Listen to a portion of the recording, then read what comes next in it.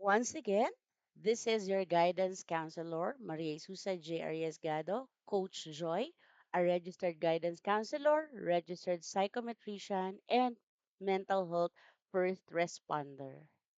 Welcome to our another seminar, Preparation from the School to the World of Work, Pre-Employment Techniques, Work Ethics, and Professionalism for Students. To start with, let's have our opening prayer.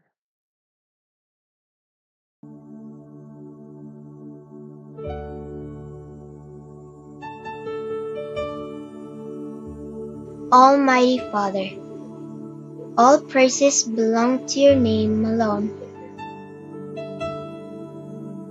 Father God, we humbly ask forgiveness of our sins as we forgive those who sin against us. Lord, we thank you for all the countless blessings you've showered upon us. Help us to live according to your plan. We pray for world peace and joy among nations.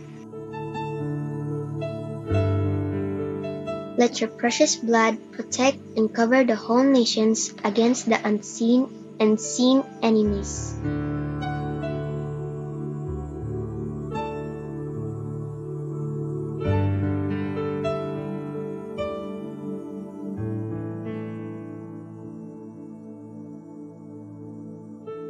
Lead us to the pathway of righteousness without stepping others.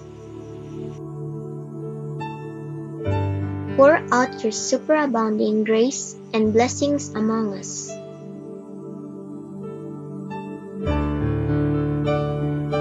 This we ask in Jesus' name. Amen.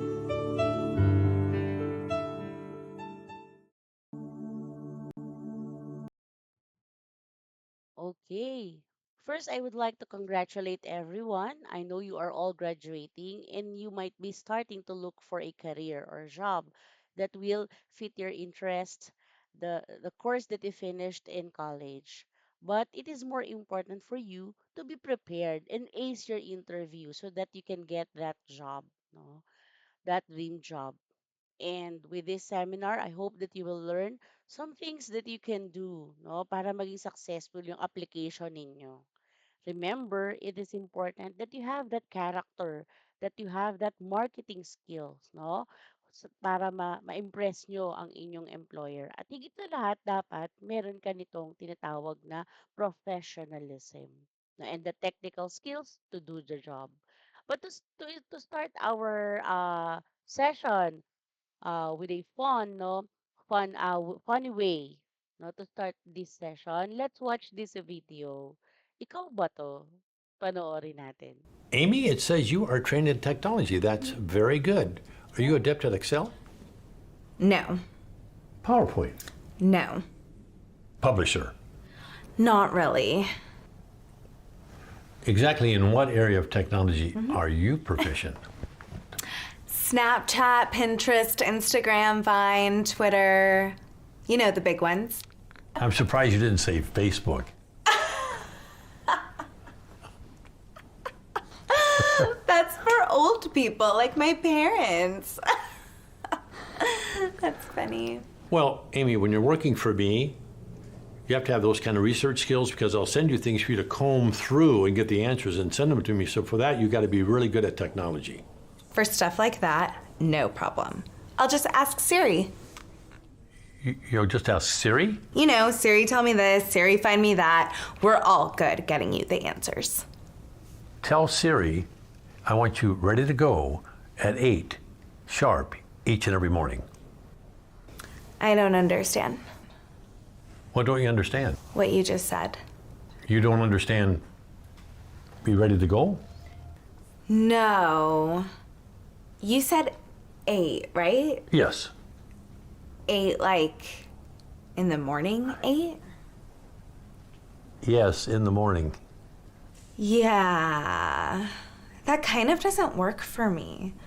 Who gets up at 8? I do. I Skype with my French boyfriend in Paris until like 3 in the morning. I don't even get to Starbucks until like 10, where I order my grande chai tea latte, 3 pump skim milk, light water, 2% foam, extra hot, but not too hot. So if it's okay, I work best in the morning at 10:45. Wow. Amy, I don't think we're going to be a good fit. Why are you so negative? I can sense your hostilities, and right now I am not feeling very safe. I've been here for over 5 minutes, and the only nice thing you have said to me was nice resume, which I typed all night for this meeting with you. You've given me no guidance, no validation, no encouragement, no supervision. Is there an HR director somewhere? HR director? Yes, I need to speak to someone. I may have to take off today as a mental health day. Take today off. Amy, look at me. You don't work here. Are you firing me? Okay, yes.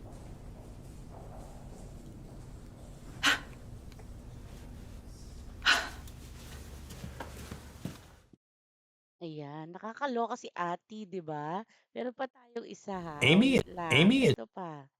Oh, ito naman, recent post ito, no? Regarding an application of a Filipino student. Sabi dito, I just made a job offer to a blank, fresh grad, syempre, and I was shocked that she declined a 37,000 starting salary. Take note, guys, starting salary. The role is for an entry-level marketing associate.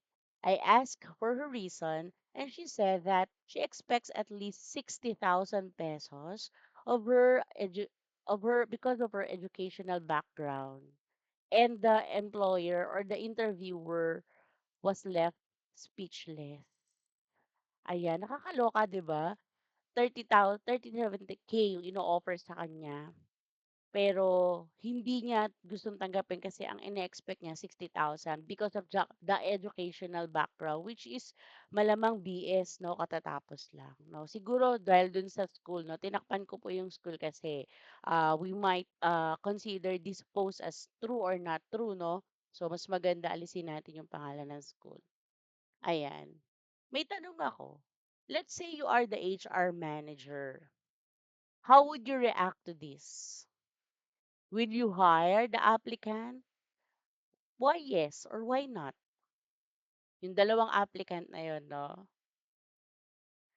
Remember that your success in the workplace is largely dependent on your ability to develop and project the personal qualities that most employers want. Tanong, do you carry that character?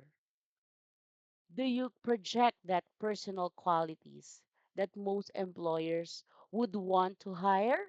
Or you are just like Amy and this another applicant who would demand the employers to provide them their needs without offering what they can give to the company. So let's start with the desirable employee qualities. Ano ba yung hinahanap ng mga employers, no? And these are tips for you to have that success in the workplace. Ayan. Siyempre, kailangan mo i-market yung sarili mo. Simulan natin sa cooperativeness. Ayan. Pag sinabi natin cooperativeness, no, this is your ability to follow, no, and to do tasks, no, and to be collaborative with your teammates, no, when you work. You can do tasks you don't like without complaining or trying to avoid them, no? If it is not illegal, no, susunod ka and tawag dito, you will do your best to accomplish the task. Wala namang masamang magtanong, no? Magtanong sa ating employer or dun sa ating magiging supervisor about the tasks, no? Pero wag mo unahin yung pagrereklamo kasi hindi mo pa naman nasubukan. Okay? And also, do your fair share. Ayan, do your fair share. Ibig sabihin, kapag nandun ka na sa trabaho, no, matuto kang makibagay, matuto kang mag-contribute sa pag-accomplish ng company goals, no, and objectives. Another one is help your coworkers, no. have the initiative to be able to help others, no? Hindi yung lahat sila busy pero ikaw nagpe-Facebook, no? Ikaw nagto-Twitter, sabi nga ni Amy. Yan. Another one is willingness to follow directions. Stop what you are doing and listen to the directions being given. You will have your managers, your supervisor, and sometimes they need urgent things. If you want to be successful, learn to stop and listen to them. You might have a small notebook so you can write the directions or instructions given to you para hindi ka magkakaroon ng pagkakamali. Huwag nating gawing excuse yung kasi po nung pandemic, ito lang po yung natutunan namin. Kailangan matuto tayong mag-explore paano natin magagawa ang ating trabaho. Listen carefully even if you think you know the procedure, no? Kahit na alam mo to, magaling ka dito, no? Listen to your supervisor or manager so that you can do the task successfully. And identify the goal of the task. Sabi ko nga, hindi masamang magtanong. Pwede kang magtanong, no? Sa iyong supervisor, ano yung task na kailangan mo i-accomplish at bakit? And never hesitate to ask questions, no? If you don't understand it clearly. Yun nga. Again, the willingness to learn. Ito, no? Karamihan kasi ngayon ng mga kabataan, ah, nasanay tayo sa technology, yung ibinibigay na sa atin yung sagot. However, there are circumstances na kailangan matutunan mo, no, kung paano gawin ang isang bagay by researching. No, by researching or by watching other people doing it, no, hindi yung ibibigay sa atin or ihahain na lang sa atin. Number one, have a growth mindset. Remember, sa bawat task na gagawin mo, sa bawat endeavor na gagawin mo, pwede kang magkamali, pwede kang mag-fail or hindi mo ma-meet yung goal. Pero pag may growth mindset ka, no, you know that in every task, whether it is a failure or whether you did not meet the goal, no, you will learn something from it. And growth mindset, no, is that ability, no, for you to look into things in every situation that you will be able to learn from it. Don't pretend that to know. If you don't really know it, be honest. Wala namang masama, no? Kasi that's when you will get guidance. Pero wag nating hayaan na hindi natin alam, no? Pag-aralan natin.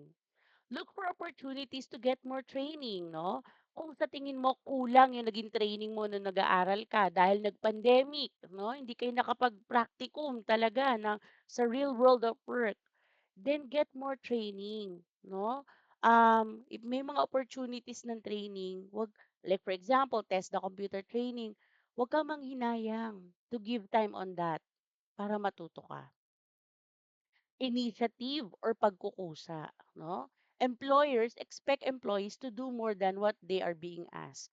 Hindi naman masama, no, na gawin natin kung ano yung mga required sa atin sa isang araw, no? But remember this, be willing to do it more, especially kung yung employers natin is willing din naman magbayad ng overtime pay, no? Pero syempre, makikita naman natin kung hindi tayo binabayaran ng overtime pay, then alam mo na, no? Alam mo na kung saan lang yung boundary na ibibigay mo. And it is not, and it is okay, no, to have that boundary. Always set your best foot forward. Anong ibig sabihin nun? Kailangan sa bawat ginagawa mo, binibigay mo yung best mo. No, that's your work values and that is what you will market. Always have this mantra, no, na itong trabahong 'to 'pag ginawa ko makikita nila may logo 'to ng pangalan ko. This is how joy works. Ayan, 'no, your work values. Willingness to take on more responsibility. Willingness, hindi naman necessarily kukunin mo. Sabi ko nga dapat may boundary. But, no, you should be able to accept obligation and being accountable for the action and the situation. Hindi natin pwedeng lagyan ng excuses, no, na, ay, hindi ko yung kasalanan. Ay, si ganito yung may gawa niyan. Hindi, no? Be accountable dun sa mga tasks na ina-assign sa'yo, no? Kung nagkamali ka, be honest, no? Self-management. Be able to set goals for yourself and develop plan for meeting them. Kapag pumasok ka na sa trabaho, hindi doon nag stop yung growth mo. Kailangan meron kang goals pagpasok mo sa isang kumpanya kung ano yung nakikita mo sa sarili mong pag-unlad sa mga susunod pang panahon. And also monitor your work habit and performance, no? Every company nag-o-offer sila ng tinatawag na performance evaluation. Kapag meron kang gano'n, tignan mo nasaan ka, no? At araw-araw mag-reflect ka, anong natutunan ko sa ginawa ko ngayon? Ano ang pwede ko pang matutunan sa susunod na araw? Okay? And willingness to ask for feedback on how well you are doing your job. Remember this, no? Huwag tayong matakot na makriticize tayo paminsan-minsan. Kasi doon natin malalaman sa feedback na yon kung ano yung dapat pa nating improve. Kasi hindi nga tayo magaling pa, no? Nagsisimula pa lang tayo. Okay? And kapag kinokorek ka, makikinig, no? Makikinig tayo. Loyalty, it's not the loyalty for the people. It's the loyalty what you do. Why? Because you are capable, no? You have your diploma. So hindi mo kailangan na ah maging kiss ass or sip-sip just for you to prove that you are a loyal person. Now always remember, you, your coworkers, supervisor, and owners are in the same business together. Ibig sabihin, pinoprotektahan nyo yung pinagkakakitaan ninyo. Hindi yung tao, no? Hindi tao yung loyalty na tinutukoy dito. If there's a crisis, pitch in and help the company get through it. Kung kaya mong tumulong, no? At meron kang alam na makakatulong doon sa crisis ng company para ma-maintain ninyo yung pinagkukuhanan ninyo ng hanap buhay, then pitch in. Walang masama. Another one, professionalism and work ethic, no? Ito, kailangan meron tayo nito, no? Kasi ano tayo eh, minamarket natin yung sarili natin for the world of work. Sabi ni Webster, yan, the conduct, the aim, or the qualities that characterize or mark a profession or a professional person. It is a specific style of behavior in the workplace, and this means that professionalism is demonstrated in our behavior and or conduct in the workplace. Ayan, yung mga karakteristik mo, no? Personal qualities mo. Pagiging professional, for example, ako po, registered guidance counselor, registered psychometrician, it means PRC, no?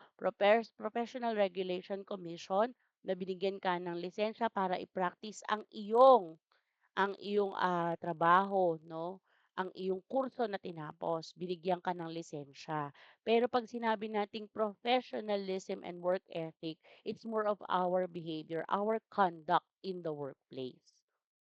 Ethics are the principles of conduct that govern a group of society, the values that help people decide what is right and what is wrong.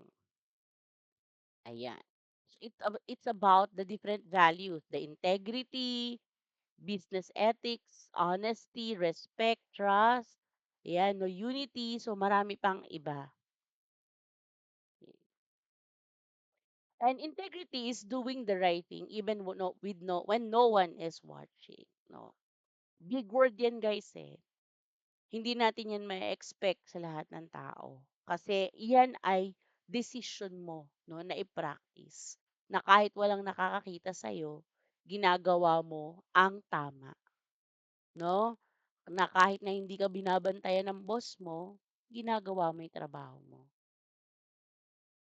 Integrity. So let's have this. Professionalism and work ethic. Ayan. Another tip for workplace success. Professionalism is our conscious effort, no? In the workplace. Giving our best foot forward each and every day. So how are you going to be professional or practice professionalism? Number one, punctuality and attendance. Kanina nakita natin si Amy, sabi niya, I work best at 10:45. You know what, guys? You will find jobs or work that will offer you flexible time. But in most of the conventional works, no, or jobs offered in the Philippines, usually, no, ang working hours talaga ay 8 to 5. Pero marami na tayong variations. Meron na tayong night shift, no? Meron na ring flexible hours, meron na rin tayong mid shift, no? But whatever your time is, no, remember to be punctual. Kung ikaw ay pang morning, no, huwag kang malilate. Kung ikaw ay pang evening, huwag kang malilate, no? And attend your work, no? Every day. Now, may outing kasi kami. Ayan, gusto ko, teka lang, mag-Starbucks pa ako, sabi nga ni Amy. But you know what, guys? If you're committed to your work, no, you will practice that, ano tawag dito, punctuality, no, and attending to your work every day. Always remember na, ano yung mangyayari kung hindi ako papasok, no? Communication, ayan 'no. Ito din big word din 'to, eh, why? Kasi akala natin 'pag communication nasabi na natin sapat na. 'Pag sinabi nating effective communication kasi guys, you will be able to give feedback, you will also receive feedback, you will listen, 'no, and you will be able to get the goal. Yun yung success ng communication. So when you communicate with each other, when you practice professionalism in communication, you will say no the right thing in the right time and the right place, no? Kahit na barkada kayo ng boss mo. Remember, pag work, proper way of communication. Kung sa labas pare-pare kayo, it's okay, no? But remember to communicate properly and use the proper words. Lalo na po sa mga email, no? Don't forget, no, to put yung opening, no, yung body of your email and also the closing remarks, no?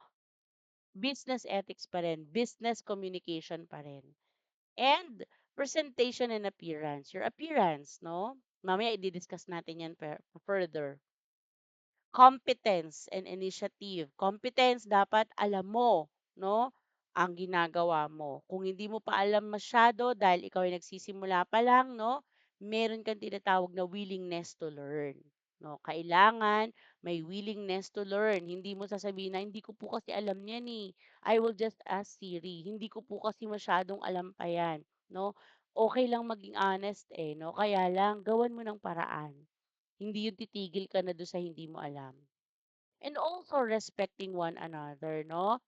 We are different from one another. Talagang unique tayo eh, no? So there might be people na mamimit mo, kakaiba yung character nila from your character, or iba yung view nila sa view mo. Then, what you just have to do is respect it, no? Kahit sa religion, no?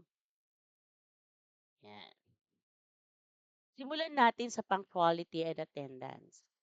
Ayan. Sabi ko nga sa inyo 'no, iba't iba na yung attendance ay iba't iba na yung mga time 'no, na ino-offer ng mga workplace. So, attendance is usually the top priority when it comes to an employee's performance and is necessary for continued personal professional growth. Remember this, ang bawat company guys, meron silang tinatawag na metrics na kailangan na ma-meet. So, kapag merong isang tao na mawawala at hindi ma-meet yung metrics na yon, 'no, kailangan nilang humanap ng someone na makakatulong para ma-meet yun or else meron yung repercussion sa company. Pupuwede silang mag-fine, 'no, kumbaga puwede silang magbayad. So, you should be dependable enough, 'no, na ikaw ay papasok except siyempre for valid reasons like may sakit ka talaga or talagang emergency, 'no? Pero kung Boracay lang 'yan, Laboy lang 'yan, 'no, think about it, 'no? And you can sabi nga instead na mag-absent ka ng biglaan, puwede ka namang mag-file ng official leave of absence, okay?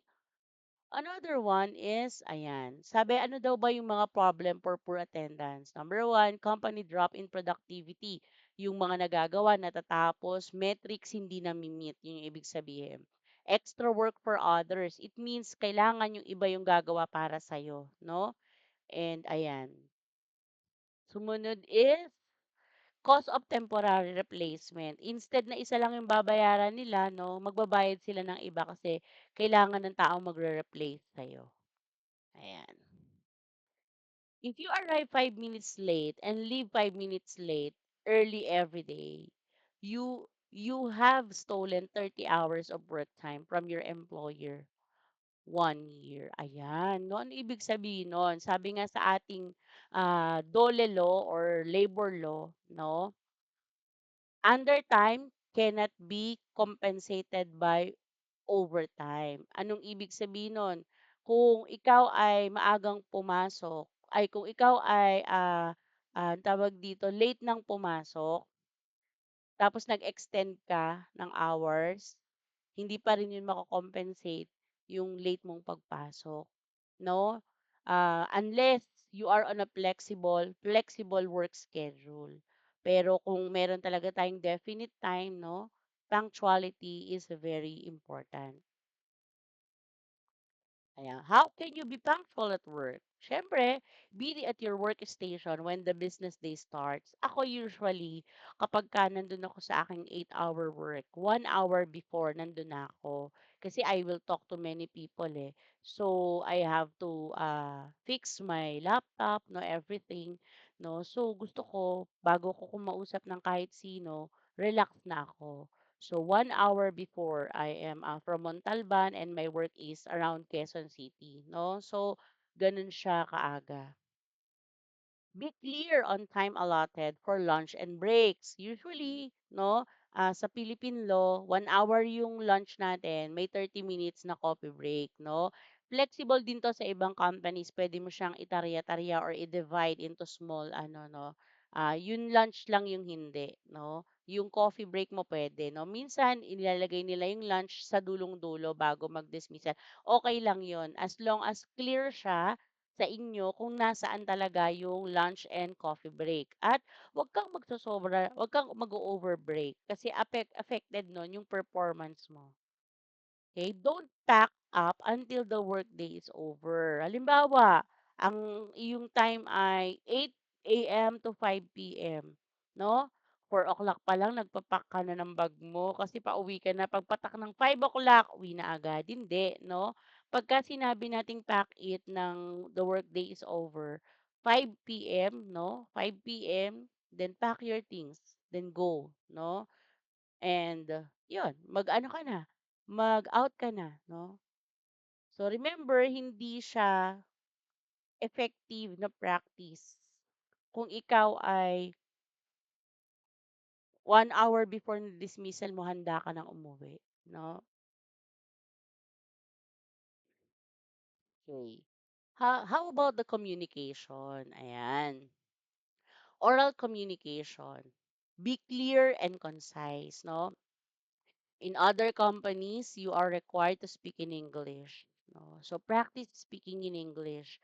Miss Joy, hindi po ako ganun kagaling mag-English. You can learn it. Believe me. Okay? Just practice it every day. Think before you, and remember that you have to be concise. It means you have to be direct, no, when speaking to people. Direct, but not hostile. Direct, pero hindi bastos. So think before you speak. If you think that you are overwhelmed, no, with emotions, and you think that you might be saying something that is nasty or not so good, no, then just opt to be quiet for a while. Pag okay ka na, tsaka ka magsalita. Be positive instead of negative, no? In the morning, instead na papasok ka na nakasimangot, no? It's very fruitful when you greet your coworkers ng good morning, no? Yung binabati natin sila. Napaka-importante, no? And reflect on your conversations. Sabi ko nga, part ng everyday routine mo, yung tanungin mo yung sarili mo, no?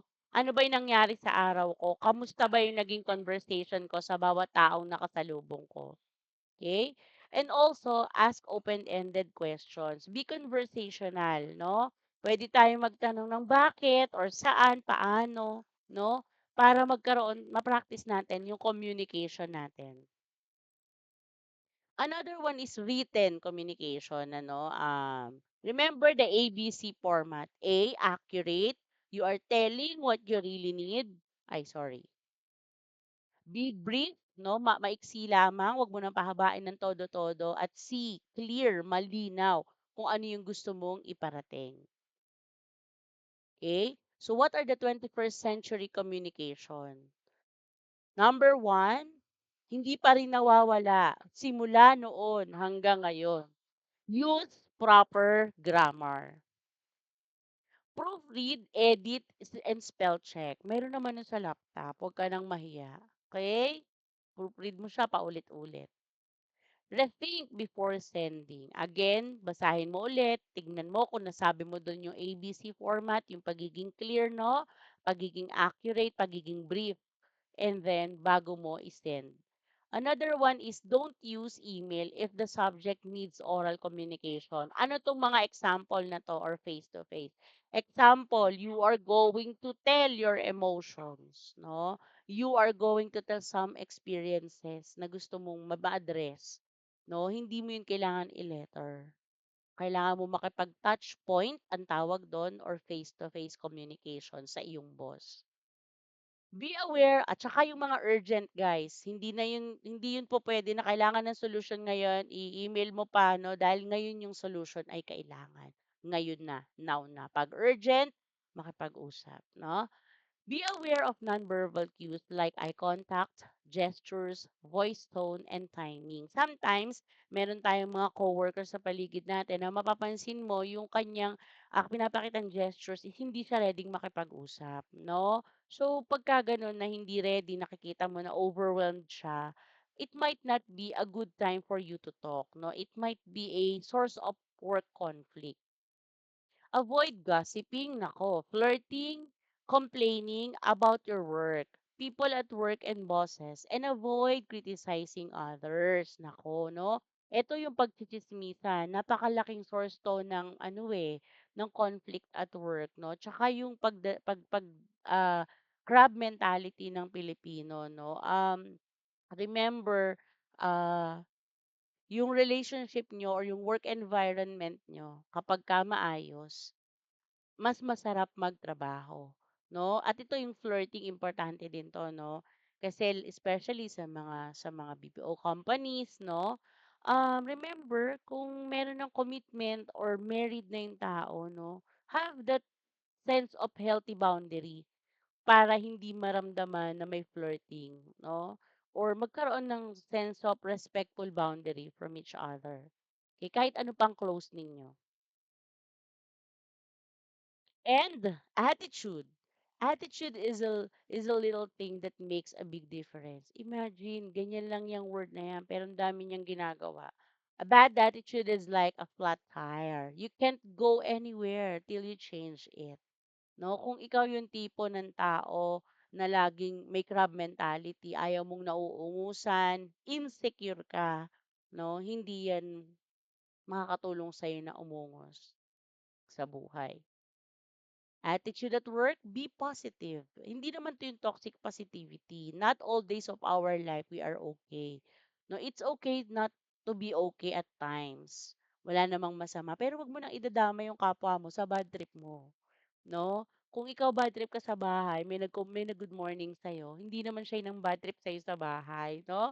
Might as well say good morning in a nice way. It doesn't mean, no?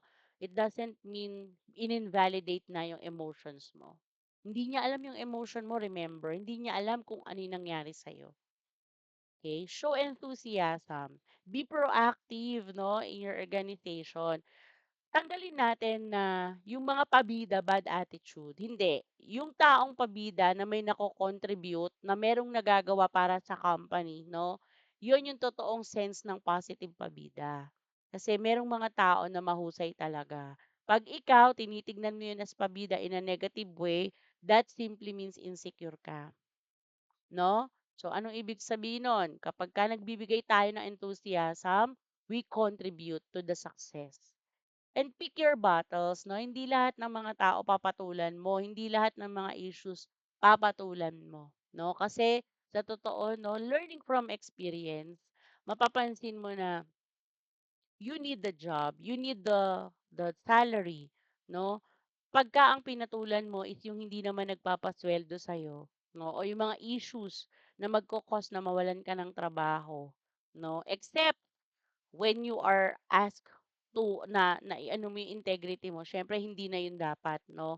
Pero pagka yung mga simpleng issues lang, let it be, let it go. It's not for them, but for your own peace of mind. Ayan. Next is presentation and appearance. Ayan. So presentation, perception matters. Presentation is equally important as attendance and punctuality. You are only given a very short time to make a first impression, no?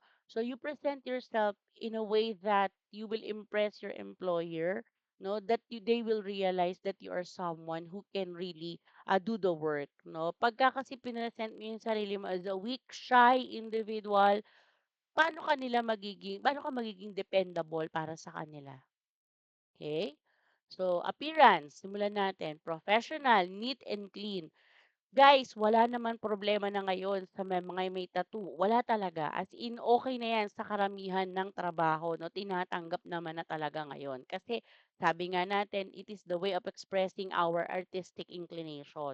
No? Pag sinabi nating neat and clean, number one, suklayin mo yung buhok mo. No? Kung gusto mo na kulot siya, ayusin mo yung pagkulot niya, ayusin mo yung pagsuklay sa kanya.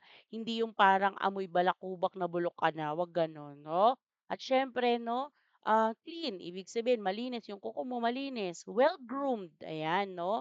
Pag sinabi natin well-groomed, yun nga, maayos yung buhok mo, no?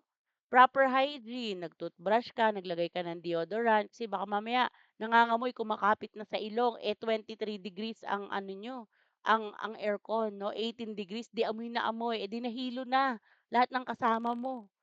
And if you have company dress code, let's say for example, business, no, professional, or sabihin natin na casual, no, casual but smart casual, no. So yun yung mga polo katulad ng ganito, no, polo shirt, no, smart casual, no, maayos, no, closed shoes, yan. Kung meron naman kayong tinatawag na company uniform at kailangan yung isuot yun, well, you have to. Kaya sa school 'di ba pina-practice natin yung ano, yung uniform. Kasi gano'n din 'pag nag-work ka na. Health and safety standards, siyempre lalo ngayon COVID 'no, at meron tayong mga, safety standards na sinusunod 'no. Kailangan mo yung sundin. For example, if you need to wear mask all the time inside the office o kaya you bring your own alcohol, no? So remember, mayroon tayong mga ganun. Or if you are sick, no, and you think that your disease is somehow communicable, no, yung nakakahawa siyang sakit, no, then you have to inform your employer. And that is your responsibility. Okay, another one, yan. Remember this, your appearance is a reflection of the company or organization that you work for, no? Especially when you are wearing the company uniform. Competence and initiative. Ayan, no? Competence, perform duties in an efficient and a proficient manner. Ayan, wag tayong mag-ano, no, wag tayong maging procrastinator. Pag kaya mo nang tapusin ngayon, tapusin mo na. No? There are companies na pag natapos mo agad yung ginagawa mo, you can relax. Sabi ko nga, may mga companies na yung kanilang break nilalagay sa dulo. No? Kasi natapos na nila lahat yung kailangang i-meet sa araw na ito. Coach Joy, okay lang ba na hindi din naman sa dulo, nagbe-break talaga ako? Yes, of course, no, you can do that, no? Kung ano yung healthy sa'yo, as long as you will be able to perform your duty in an efficient, ibig sabihin ng efficient, small, marami, in a small span of time, tama, at proficient, tama ang ginagawa mo.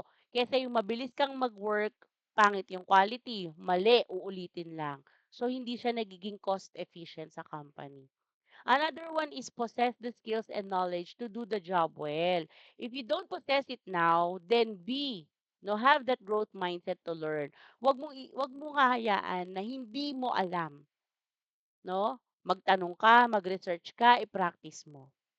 Wag mong hayaang hindi mo alam at magkaroon ka ng interes na malaman, mag-aral, no? Pag wala ka namang ginagawa, no? Wala ka naman masyadong ginagawa, try to ask, ano pong puwede kong gawin or ano pong puwede kong itulong para may matutunan ka, 'no? For example, 'no, anong tawag dito, paggawa ng mga programs, 'no? Marami kang mababasa sa internet, pagka nga gusto niyo mag-research nagagawa niyo, 'di ba? So, research it, alamin mo kung ano yung puwede mong gawin, ano?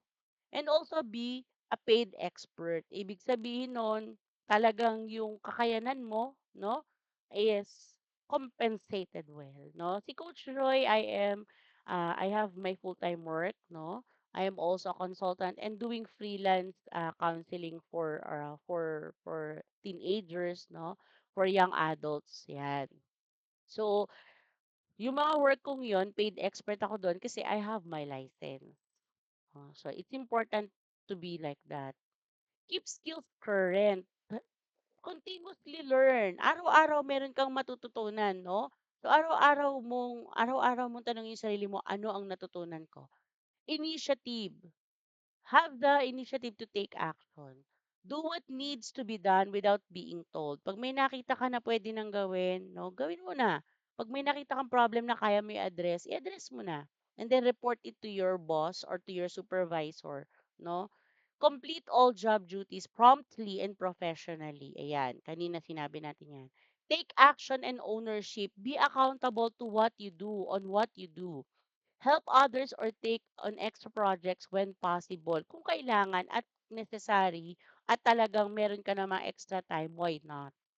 No? And use critical thinking and problem solving techniques, no, or skills. Wag natin na yan, hindi ko yan alam eh, hindi ko alam gawin yan eh, hindi ganon, ano? Pag meron mga problem, try to solve it. Try to take action na magkaroon to ng solution. Be proactive. And what are the rewards of taking initiative? Knowledge of your company and the market it serves. Increased value as an employee. Nakikita yung value mo as an employee na marami siyang ideas, marami siyang naitutulong. Enhance independence. Mas nagiging independent ka, mas marami kang natututunan, mas marami kang naibibigay. And more career advancement opportunities because you will be able to be promoted, no? Makikita nila yung kakayanan mo, no? And also, ayan, a more meaningful and fulfilling work experience, especially when you love what you are doing, no? Ako bilang counselor, talagang isa sa mga anong tawag dito, focus ko yung client ko, no? So, fulfilling sa akin, no, na makita ko na satisfied yung aking client sa ginagawa ko. Okay? And respect. Big word, no? Ayan. Hindi tayo nasa palengke, nasa world of work tayo. Respect is the foundation of workplace success with managers, with your coworkers, and even your customers. Number one, consideration for self and others, no? Hindi lang ikaw yung iniintindi, hindi lang ikaw yung iintindi, no? So, it's a give and take. Okay? Value of people's differences. Sabi ko nga, you will meet people who are different from you. Natural. Unique tayo as an individual, no? So, just respect it. For example, you meet a Muslim, no? Kung magdadasal siya sa ganitong oras, respect it. Walang problema, no? Ito yung tinatawag natin sa mga workplace na ano, no? Equality, no? Anong tawag dito? Yung pagiging equal opportunity employer. Yan. Understanding conflicting point of views, no? Ano ibig sabihin, no? Meron kayong mga perspective sa ibang bagay, politika man yan, relihiyon man yan, or mga topics ng young adults na hindi kayo pareho ng paniniwala. And it's okay. Being courteous kahit naman hindi po at opo yung ginagamit natin, ano, pero makikita naman kung paano natin ine-express ang ating communication in a respectful or courteous way, no? Wala namang masamang gumamit tayo ng miss, ng sir, ng ma'am, no? Yun yung pagiging courteous natin. Encouraging others to express their opinions and ideas, no? Let them express how they feel, no? Wag natin i-invalidate. And listening to others. No, as I have said, the essence of communication is when you meet the goal of the company because it means that there is feedbacking, there is listening, and there is what they call this the transfer of the message. Asking for advice and help. Remember, hindi masamang humingi ng tulog pag kailangan mo na. Okay? Kesa mali yung magawa mo. No? Being honest. Not all people can be so honest. No? For example, yung mga simpleng pag-iiwan ng pagkain sa pantry, no, sa ref. Minsan mawawala pa, no? Gusto mo ba kakainin mo yung kinuha mo lang, hindi naman talaga sa'yo, no? Sa simpleng ganun lang, mapapractice na natin yung honesty. Respect as the foundation, ano? avoid getting into fights and arguments. Minsan magkakasagutan ng kaunti. Ano naman yon, nagiging, kumbaga natural naman yon. Pero as much as possible, no, wag mo nga hayaan na dumating sa punto makikipag-away ka. Wala ka sa palengke, no, nasa work ka. Daanin nyo sa tamang paraan. HR, no, or through your team lead or through your supervisor.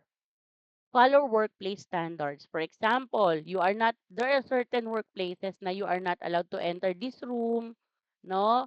You are not allowed to bring cellphone, you are not allowed to sleep sa ganitong pwesto, dapat sa quarters lang or dun lang sa sleeping room, no? So pagka may mga ganong standards, follow it. Be a source of positivity and encouragement. Hindi ikaw yung nandi-discourage, ikaw yung nandi-discourage sa engagement ng isang tao, no? Pag nakita mong may talento siya, no? Remember, sabi ko nga, pag may nakita kang talento at pinipigil mo, insecurity ang tawag doon.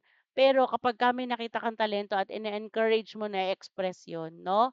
You are being proactive, no? Share credit when deserved, no? Pagka alam mong tinulungan ka, may ginawang participation, hindi lang ikaw yung gumawa, i-share mo yung credit, no? Magpasalamat ka sa mga tumutulong sa'yo. Okay? Ayan. And heto na tayo sa pinakaiintay, no? Iyon yung mga importante, no, na character traits that you should possess for you to practice professionalism and work ethics. At iyon din malamang yung mga itatanong sa'yo sa interview, kung meron ka nun. So, paano nga ba natin i-jumpstart ang ating job application? Tips for writing your CV and acing your interview. Ready na ba kayo?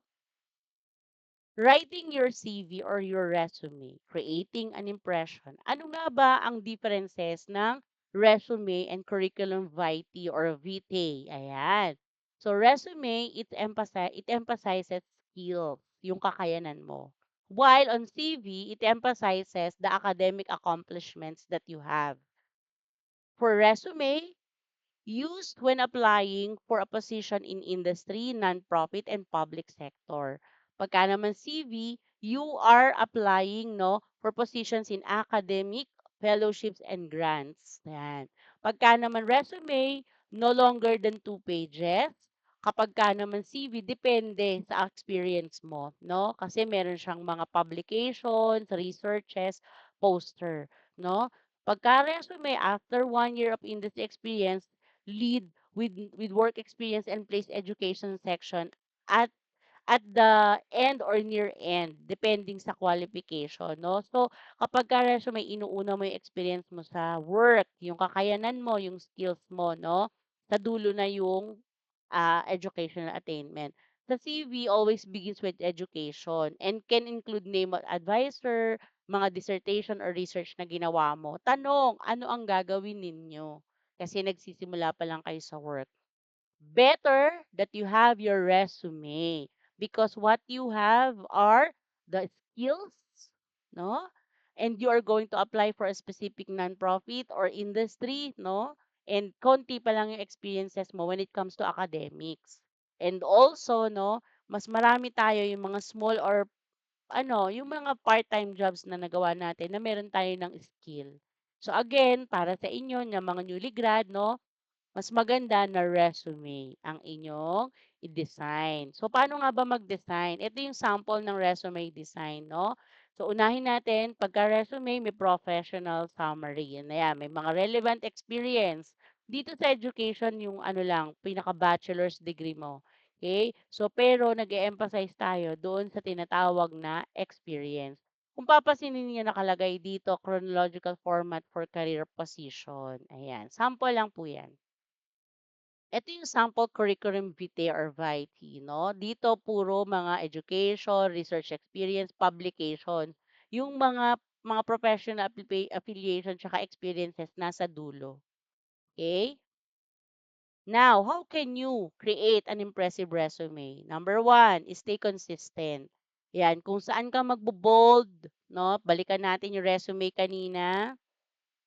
Ayan, kung saan ka magbo-bold, pangalan ba yan, title ng bawat aspect na ilalagay mo, no? Be consistent about it, no? the periods, the comma, no? Baka naman naglagay ka doon ng comma sa maling ano, sa maling puesto. Now, it needs to be customized to the position you're applying for. For example, you're applying as a marketing associate. Siyempre, ang ilalagay mong skills doon, yung mga skills mo for marketing. Hindi yung mag apply ka as marketing associate, pero ang ilalagay mo doon is yung ano mo, yung skill mo sa pagta-type, no? Yung pagiging secretary. Remember, kung ano yung ina-apply ng position, yon ang ilalagay mong skill.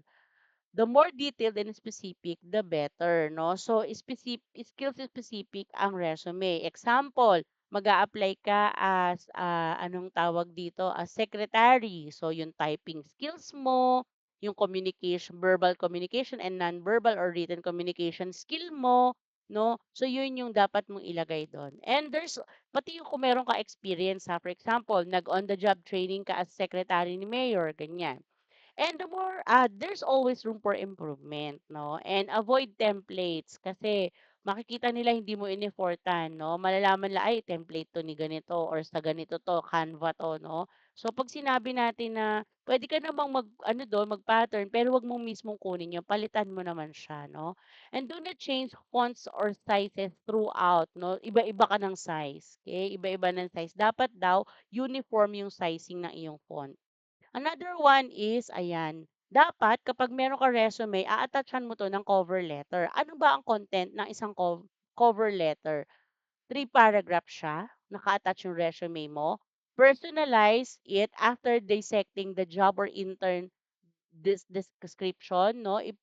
Sasabihin mo kung ano yung mga na-experience mo sa intern mo na related do sa ina-applyan mo at ilagay mo doon yung key qualifications mo for the job that you are applying. No? Keep it short and simple, kaya three paragraph lang siya. And talk about why you are interested in their organization. Usually, yung interest nilalagay sa bandang unahan. No? This is to express my interest in applying for the position guidance counselor in your prestige institution. My experience as a counselor is blah, blah, blah, choo, choo, choo, with many with my skills of ganito, ganito, ganito, ganyan. I also experience ganito, ganyan, and develop skills in particular ganito. No? So, tapos three paragraph, end. Okay? Remember, start it with an opening remarks, end it with a closing remark. No? Don't explain why this position is good for you, but explain your skills to help that will help them. Sabi ko nga, i-discuss mo yung skill na para sa position, no? Hindi kung bakit good yung position para sa'yo. And in closing, suggest that they can contact you for the phone or for person interview sa baba. Anong tawag dito, for interview purposes or for clarifications regarding my application, you may contact me at ganyan, no? And remember, proofread, proofread, proofread. Kanina ko pa yung sinasabi, no, sa communication bago mo i-send. Okay? Kasi pag na-send mo na, wala na, nabasa na yon. How about this one? Acing a job interview. Ayan. Paano ka magiging successful, no? Number one, know the organization and the position you are applying for. Huwag kang pupunta sa isang company na hindi mo binasa man lang yung kanilang mission, vision, no? At yung kanilang at yung kanilang market, no? Na global market ba 'tong ina-applyan mo? Philippine market ba 'to? Ano yung history nila? Ano yung product nila? Bakit sila humahanap ng para sa ganitong posisyon? No? Kasi tatanungin ka. Why are you interested to apply in Colegio de Montalban? Ganon. No? And syempre, part of professionalism is proper dress code. Baka naman mag-a-apply ka, naka-shorts ka. Di ba? Ang ina-applyan mo, marketing, ganyan, no? And be there ahead of time. It should be 20 to 30 minutes para hindi ka rin haggard. Na-prepare mo din yung sarili mo, napababa mo na din yung kaba mo. And demonstrate that you have these skills, no? That you have these skills by using examples, no, of your previous experience in the work. Ayan. Share a story that showcase your talent, no? For example, nag-OJT po ako sa finance department ng Colegio Montalban, no? Or nag-OJT po ako sa IBM or OJT po ako sa ganito. Ito po yung mga ginawa ko. Marami po akong natutunan, no? So, yung ma-offer mo. And remember, bring a nice portfolio folder. Wag naman yung luray-luray, no? Don't forget your pen. Hindi yung manghihiram ka, no? Why? Kasi makikita ng employer ko ready ka, no? And have a list also. Kung ikaw ay interviewin, magi-interview ka din. Have a list also of the questions that you are going to ask. Ano yung mga yon? How stable is the company? What are your plans for professional development to your employees, no? What are your anong tawag dito? What are the benefits that you can offer to your employees? So yun, karapatan mo yung itanong at malaman. And remember to use the restroom and check your tie or makeup sa girls, no, in the mirror for final check-up. Actually, para din ma-shake off mo yung yung kaba mo. Practice handshake. Remember, when you are applying, no, you will be the one to initiate it. Be firm, even if your interviewer isn't. Ibig sabihin, no, kung hindi niya in-offer, dapat ikaw yung mag-offer, no? Don't get a dead grip, yung parang wala lang sa'yo, walang gana, walang interest, okay? And no matter what they ask, answer to the best of your ability. Wag yung para kang hindi interesado, no? And spin the information as positive as possible. Kahit na, halimbawa, tinanong ka ng employer, during stress or under stress, how do you function? Ang hirap sagutin nun kasi hindi mo pwedeng sabihin na hindi ka nai-stress. No? So, do your best to answer it in a positive way. Okay? Avoid complaining or slamming previous work experience. Example, nagtrabaho ka sa Jollibee, nabusog ka, ganyan, no? Hindi mo na para sabihin kung ano yung nangyari, no? But instead, highlight your experience or your learnings in that particular company. Well, kahit naman hindi good yung experience mo doon, for sure, marami kang natutunan.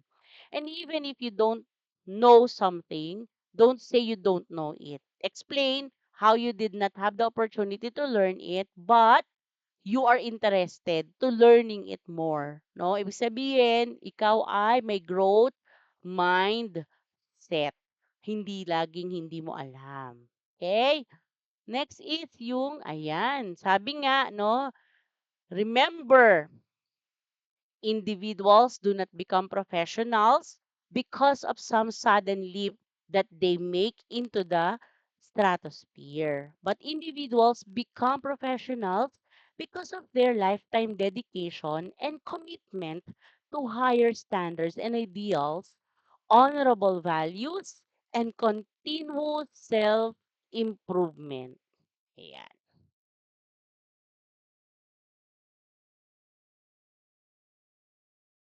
So this is our evaluation form, no? Before we end, I would like you to fill out this evaluation form by clicking on this link. Ayan.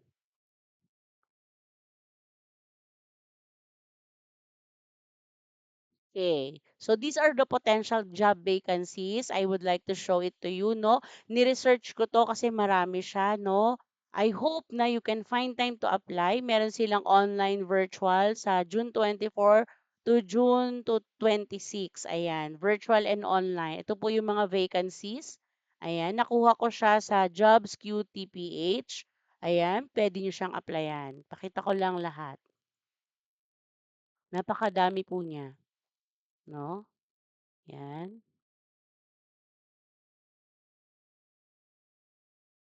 And syempre, you can also go to our local public employment service office or our PESO in the municipality of Montalban. Marami din silang opening doon, no?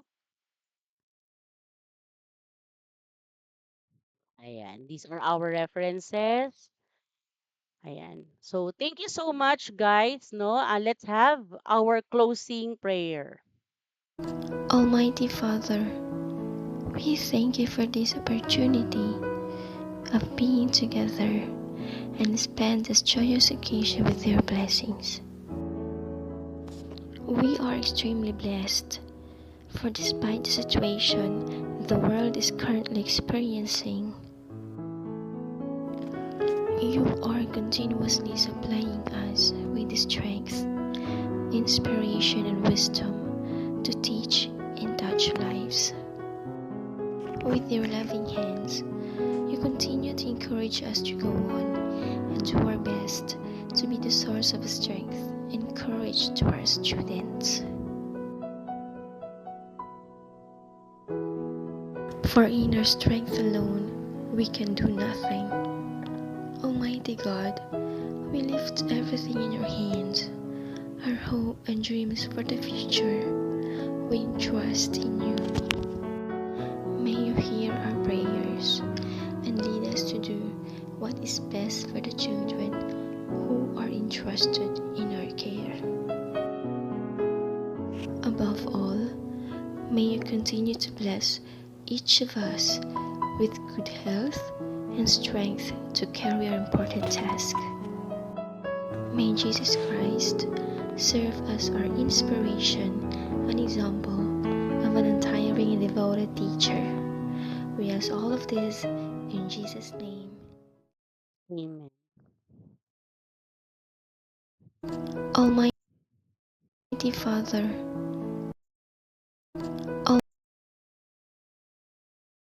Thank you. Once again, this is Maria Susa J. Arias Gado, Miss Joy, your guidance counselor. God bless everyone.